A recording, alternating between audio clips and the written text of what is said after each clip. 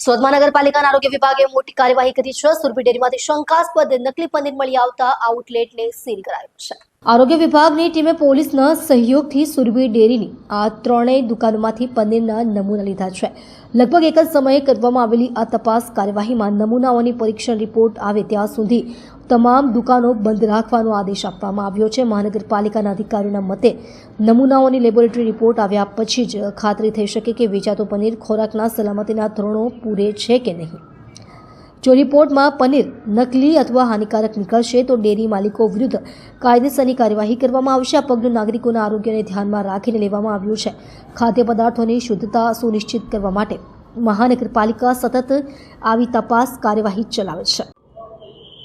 जी sir, आपका नाम, अपनी डेजिग्नेशन। મારું નામ B R Brahmbhatt, food safety officer, Surat મહાનગરપાલિકા। સર, સુરભી ડેરી સામે અત્યારે કઈ રીતની કાર્યવાહી કરાઈ છે, શા માટે, શું કહેશો? સૌપ્રથમ સુરભી ડેરીના ખટોદરા ખાતેના આઉટલેટમાંથી સુરત મહાનગરપાલિકાની પૂર્વ વિભાગની ટીમ અને એસઓજીની ટીમ દ્વારા એક સંયુક્ત ઓપરેશન હાથ ધરવામાં આવેલ, જ્યાં 750 કિલો જેટલો શંકાસ્પદ પનીરનો જથ્થો પકડવામાં આવેલ, જેથી જે જથ્થામાંથી નમૂના લઈ અને પૃથ્થકરણ અર્થે લેબોરેટરીમાં મોકલી આપવામાં આવેલ, બાકીનો જથ્થો સીઝ કરવામાં આવેલ અને તે સંસ્થામાં વેચાણ બંધ કરાવવામાં આવેલ। અચ્છા સર, અત્યારે કેટલી આઉટલેટ છે અને એની સામે કઈ રીતની સીલિંગ કરાવવામાં આવી છે? ત્યારબાદ સુરભી ડેરીના બીજા બધા જે આઉટલેટ છે તે આઉટલેટો પરથી ચકાસણી કરી શંકાસ્પદ નમૂના લેવામાં આવેલ, જથ્થો સીઝ કરવામાં આવેલ, તેમજ તે લોકોને હાઇજેનિક કન્ડિશનના આધારે બંધ કરવામાં આવેલ, તેમજ હવે સીલ કરવામાં આવશે। સર, તમામ જે દુકાનો છે તે શા માટે સીલ કરાઈ છે એનું પાછળનું કારણ શું છે?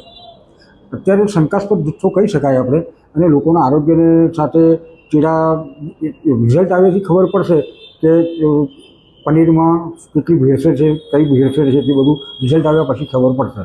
તો અત્યારે કેટલી દુકાનોને સીલ કરાઈ છે? અત્યારે ટોટલ 3 દુકાનોને સીલ કરવામાં આવે છે।